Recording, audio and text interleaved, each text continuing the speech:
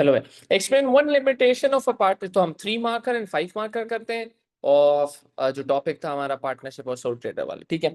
चलो, तो type of business organization पे how to solve a 3 marker, then we would do how to solve a 5 marker, ठीक है। अच्छा, तो explain one limitation of partnership as a business structure.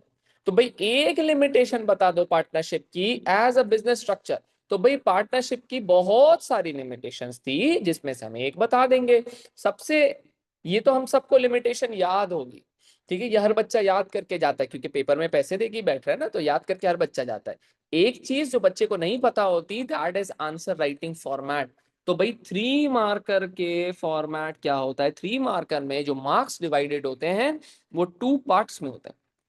1 mark for knowledge, जो हर बच्चा याद करके जा रहा है नोट्स से, गूगल से, चैट जीपीटी से, ठीक है। आप किसी भी टीचर से पढ़ोगे, वो आपको नोट्स दे देंगे, आपको बुक बता देंगे, ठीक है। तो आपको उसका मार्क्स कितना मिलेगा बेटा, 1 मार्क मिलेगा।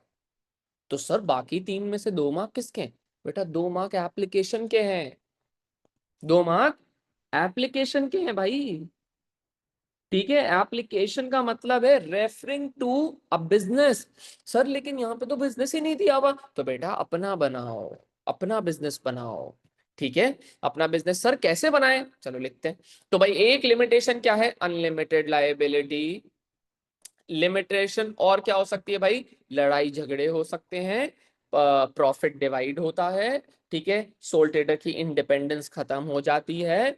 लिमिटेशन ये भी हो सकती है कि भाई मैं शेयर सेल नहीं कर सकता, ठीक है। ये बहुत सारी लिमिटेशन है, तो हम कोई भी एक लिख लेंगे, ठीक है। तो फॉर एग्जाम्पल, ठीक है, हम लिखते हैं अनलिमिटेड लाइबिलिटी वाली, ठीक है। अनलिमिटेड लाइबिलिटी का मतलब क्या होता है, अनलिमिटेड लाइबिलिटी का मतलब है if the business isn't able to, if the business is not able to repay the loan or repay the debt, ठीक है, the personal belongings of the owner would be at risk, ठीक है। तो इसको लिखना है हमें, ये लिमिटेशन है, ये तो 1 मार्क मिल जाएगा, लेकिन अब इसको बिजनेस से कैसे रिलेट करेंगे देखना। अब आप देखना,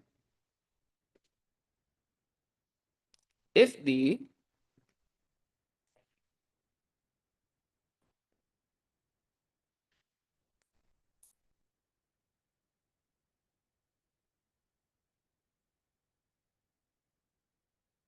if the partners, if आप फर्क कर सकते हो, if 4 partners, if 4 partners decide to,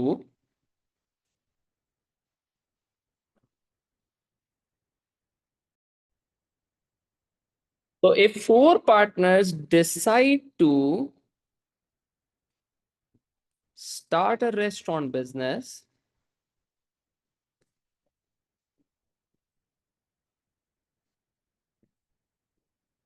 as a partnership,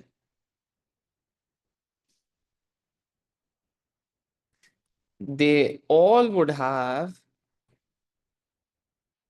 they all would have unlimited liability। अब आप इसको समझाओ, this means that if the restaurant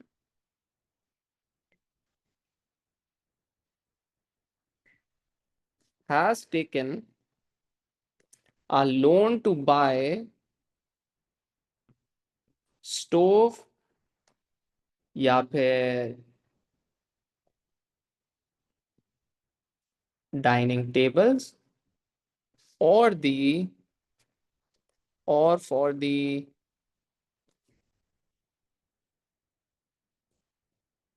decoration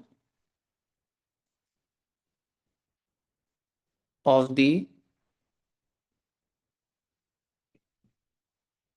dining area, and if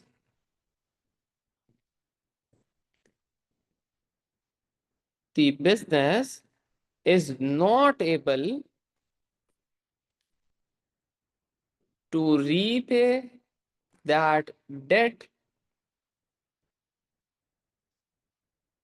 personal belongings or assets of all the partners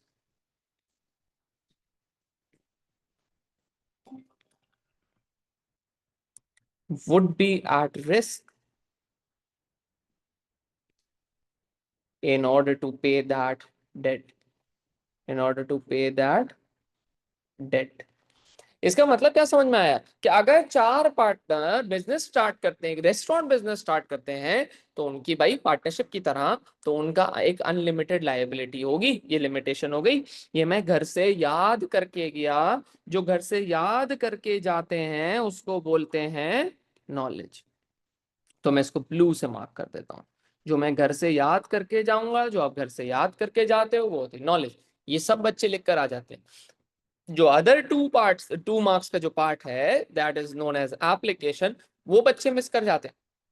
अब आपने देखा कि मैंने business लिया और बिजनेस को रिलेट करा कि एक रेस्टोरेंट बिजनेस है जो कि स्टोव खरीद रहा है, डाइनिंग टेबल्स खरीद रहा है, decoration of the dining area कर रहा है। अगर वो अपना पैसा नहीं पे कर पाया तो सारे जो पार्टनर्स हैं उनके पर्सनल बिलोंगिंग्स और एसेट्स वो रिस्क पर होंगे, क्योंकि डेट रीपे करने के लिए। ये बात समझ में आई? ये restaurant, decoration of the dining area, stove, dining tables, ये मैं बिजनेस से रिलेट कर रहा हूं। I am relating my answer, I am referring my answer to a specific business. This is known as application. ये बात समझ में आई बेटा? तो 1 mark for knowledge, 2 marks for application, and this is how you solve a 3-marker question of AS business according to the new paper format. समझ में आया बेटा? तो जो ब्लू से मार्क करा है वो नॉलेज, जो ग्रीन से मार्क करा है वो application. Refer to any business. आप रेस्टोरेंट मैंने लिख लिया, आप कॉफी शॉप लिख लेते, आप कोई अकेडमी लिख लेते, आप कोई स्कूल लिख लेते। बट जब आप स्कूल लिखोगे तो फिर आप teachers and domestic staff, students, इस तरह की बातें लिखो। Books, library, ground, playing area, ये सारी चीजें बात करोगे। क्लियर है बेटा? ये 3 मार्कर का फॉर्मेट समझ में आया ये? This is how you right 3 marker questions of AS business paper 1, ठीक है, according to the new paper format। अब हम क्वेश्चन नंबर 5 5 marker क्वेश्चन पे जाएंगे।